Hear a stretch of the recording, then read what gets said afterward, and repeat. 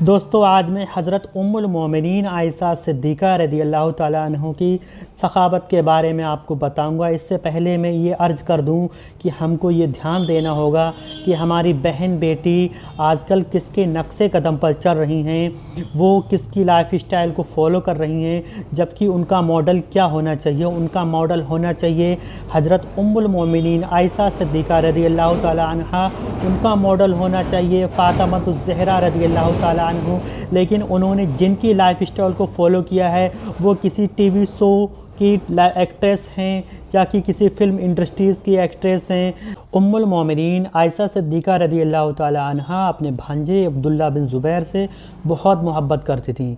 अब्दुल्ला बिन ज़ुबैर को आयशा सिद्दीक़ा रज़ियल्लाहु ताला अन्हा ने ही पाला था।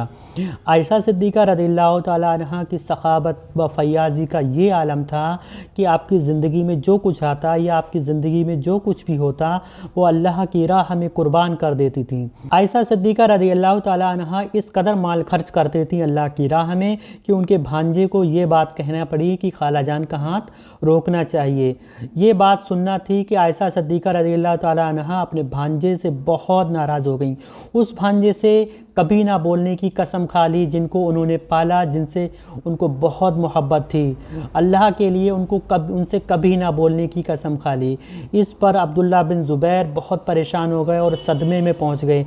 इस कदर सदमे में पहुंच गए कि उन्होंने इधर उधर जाकर ये सिफारिश लगवाना शुरू कर दी कि खालाजान उनसे बोलने लगे।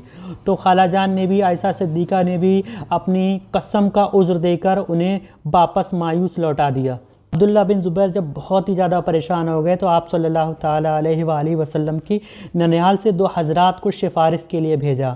और जैसे ही वो दो हज़रात सिफारिश के लिए आयशा सिद्दीक़ा रज़ियल्लाहु ताला अन्हा के पास गए तो आयशा सिद्दीक़ा रज़ियल्लाहु ताला अन्हा पर्दे के अंदर बैठी थीं और वो दो हज़रात पर्दे के बाहर बैठे थे। इस पर चुपके से अब्दुल्ला बिन ज़ुबैर भी उनके साथ हो लिए और छिप गए।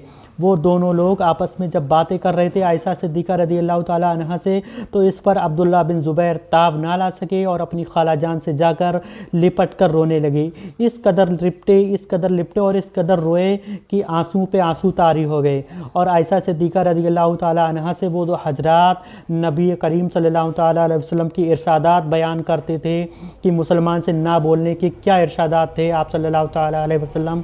इस पर आयशा सिद्दीक़ा रज़ियल्लाहु ताला भी ताब ना ला सकी और अपने भांजे अब्दुल्ला बिन ज़ुबैर को माफ़ कर दिया। लेकिन अपनी कसम को तोड़ने का कफ़ारा पे गुलाम आज़ाद कर जाती। इस हत्ता कि इतने गुलाम आज़ाद किए कि 40 गुलाम आज़ाद कर दिए।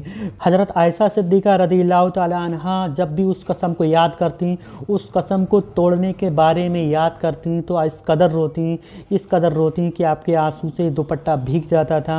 दोस्तों, इससे यही सबक मिलता है कि अल्लाह वालों की नाराज़गी अल्लाह के लिए है और जो भी कसम अल्लाह को लेकर उठाई जाए, अल्लाह के नाम को लेकर उठाई जाए, उसको हरगिज़ पूरा करना ज़रूरी है।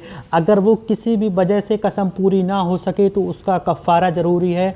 और इससे हमें ये भी सबक मिलता है कि हमारी बहन बेटी जो कि दूसरों की माल के खातिर उनसे कनेक्ट हो जाती हैं, गैर महरम से कनेक्ट हो जाती हैं, उनकी लाइफ स्टाइल को लेकर कनेक्ट हो जाती हैं, हमें उन्हें सबक लेना चाहिए हज़रत उम्मुल मोमिनीन आयशा सिद्दीक़ा से कि उनकी लाइफ में जो भी कुछ माल आता अल्लाह के लिए सदका कर देती थी और उनको फॉलो करना चाहिए जिससे कि बड़े गुनाहों से बचा जा सके और हम अपनी बहन बेटियों की वजह से जहन्नुम में न जाएं।